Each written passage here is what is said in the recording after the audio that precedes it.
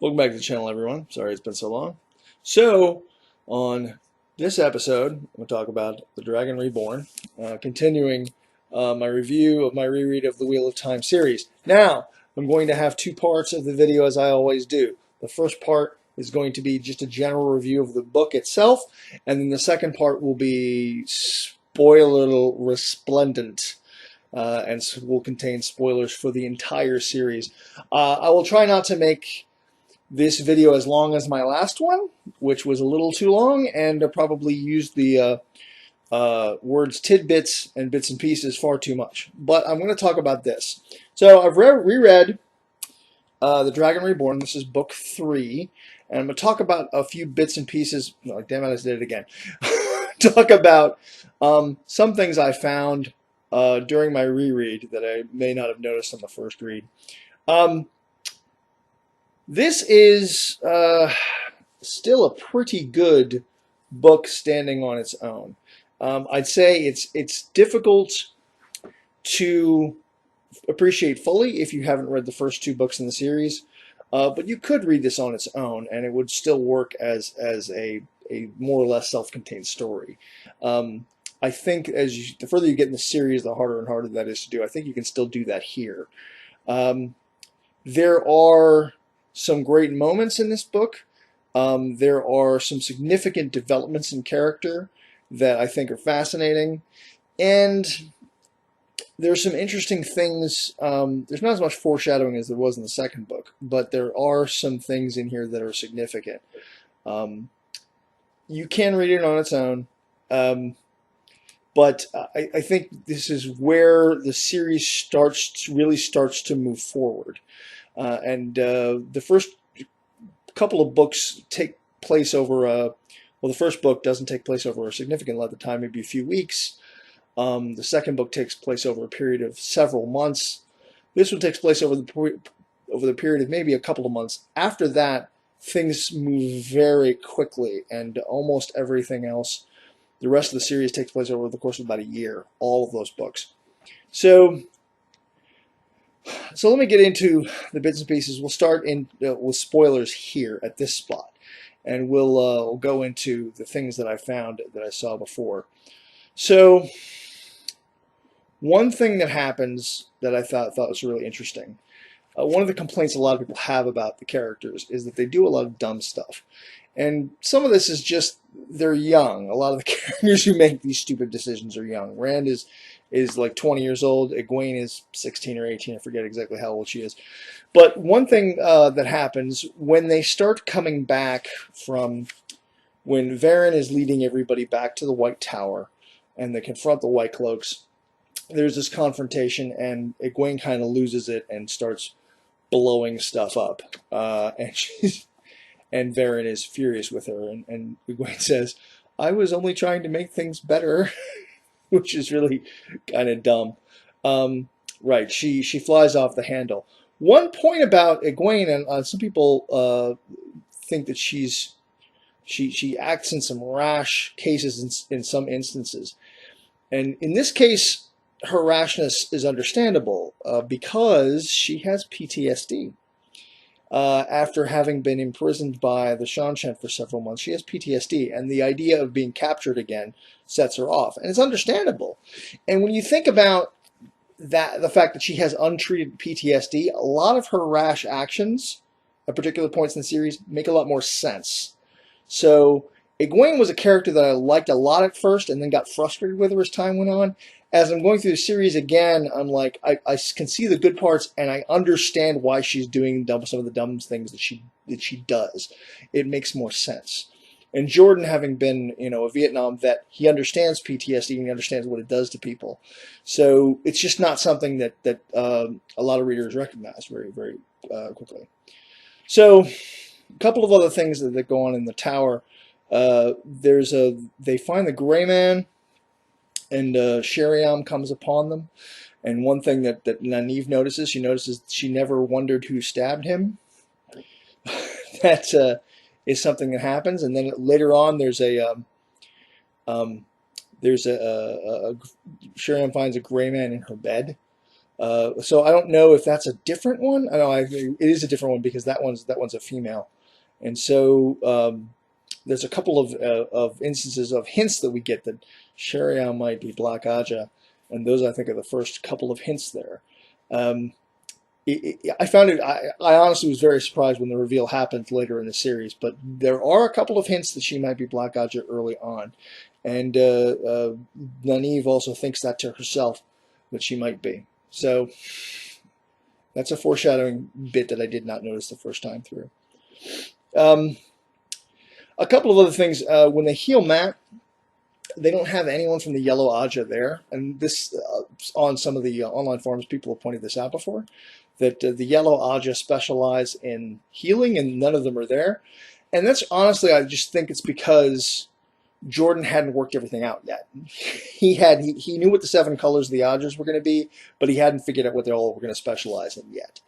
And so, the last one I think that gets explained is the Gray Aja, who are kind of, I guess, diplomats and advisors to kings and that sort of thing. But that's almost an afterthought, I think. He was trying to figure out what the different Ajas were going to do, and he hadn't worked that out yet. So that's the reason why I don't think there's any yellows in that scene. There are some moments here when Matt is being healed, and he starts crying out in the old tongue. Now remember, this is before he goes through the doorway in Tyr, before he goes and visits the Eothen and the Eothen, and gets the spots in his memories loaded up with other people's memories. So he still does speak the old tongue, and there's a couple of moments when Egwene sort of thinks that she might understand what he's saying, but she doesn't really. So one of the themes of this world, one of the things that Jordan has, is that people are connected to their ancestors. And this is the same reason why when Rand and other people in the next book, when they go through the gloss columns Meridian, they see the pasts of their own ancestors, of their direct ancestors. They don't necessarily see just random memories of specific or random Aiel. It's their own ancestors that they see. The same thing here, because Matt and Egwene are descendants of Manetheren, the people of Manetheren. They remember some of these things of the old tongue. So I thought that was an interesting part. So that's there even before he gets the memories added to his head in Rudion. Now when that happens, of course, he then becomes fluent in the old tongue. But he still has some knowledge of them. I already mentioned that. One bit that I've tried to find in each of these videos 2 things that I want to add. One is a scene that I'd completely forgotten about as I go through the reread, some sequence that I'd completely forgotten existed, and then one great line. And the sequence I'd forgotten here was in Tar Valon. After Matt is healed, he starts going around. He starts getting into dicing games, and he has this one night when he wins every toss, every single toss. And he doesn't stay too long in any one tavern because his people start to get suspicious. Doesn't matter whose dice he uses. He wins every toss, every single toss. And then he goes through that. And then he eventually also gets attacked by a gray man, because there's a number of them in this book, and manages to kill him just through sheer luck, because that's part of his whole thing there.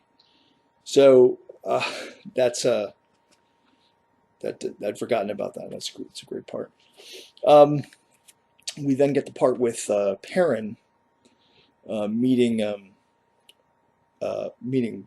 Gaul and releasing him, and then getting into a fight, and how much he hates the axe.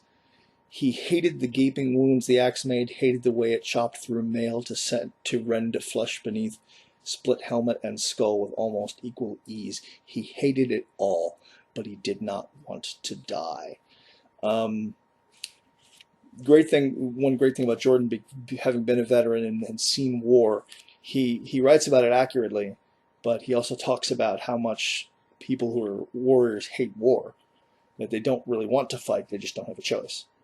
And that reads like somebody who has seen combat. The great line, the line that I love, is when Perrin meets Fail, and she doesn't go by Fail yet. She says, "I call myself Mandarb," is what she calls herself. He could not stop the guffaw that burst out of him. Those tilted eyes regarded him with heat. "I will teach you something, farm boy." Her voice remained level. Barely. In the old tongue, Mandarb means blade. It is a name worthy of a hunter of the horn.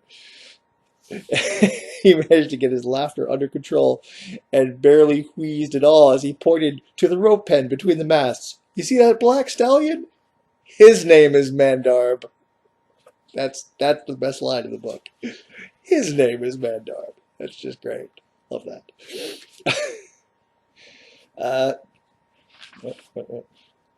So another thing that I thought was great was the whole sequence when Elaine,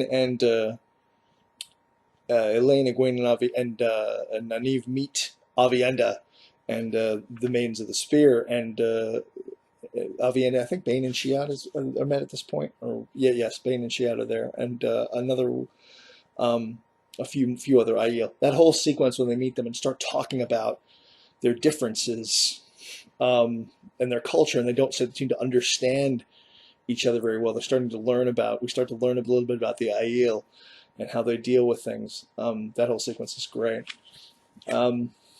We get okay, more of this. So a couple other things that I found here. It was mentioned in the last book about how Rand looks, how he looks Aiel, and he also looks like Tigraine. So Elaine mentions this. "Rand does look like an Aiel. Well, he looks like the pictures I have seen of Tigraine, too, but she vanished before he was born, and I hardly think she could have been his mother anyway. I think Rand's mother was a maiden of the spear." Okay? And then, later, Rand comes along and he said, "You were with..." And no, not Rand comes along. One of the other... Matt comes to, where does he go to? He comes to an inn that he's been at before. "You were with that young prince, weren't you?" she went on. "The one who so looked like Tigraine." The light illumined her memory. "You're his serving man, aren't you?" Matt, of course not. He's not Rand's serving man. But that whole bit about him looking like Tigraine that keeps being hinted at strongly. So those were the major things I found. The sequence at the end, a lot of people really like that. I don't know. I didn't find it as powerful.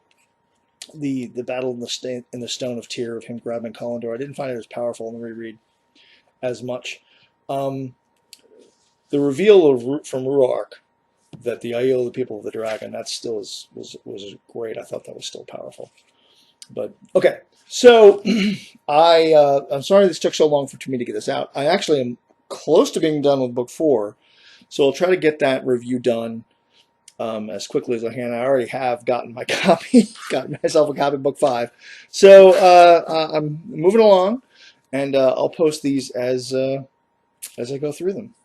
So anyway, please comment below. I really would like to know your comments. Please like, share, subscribe.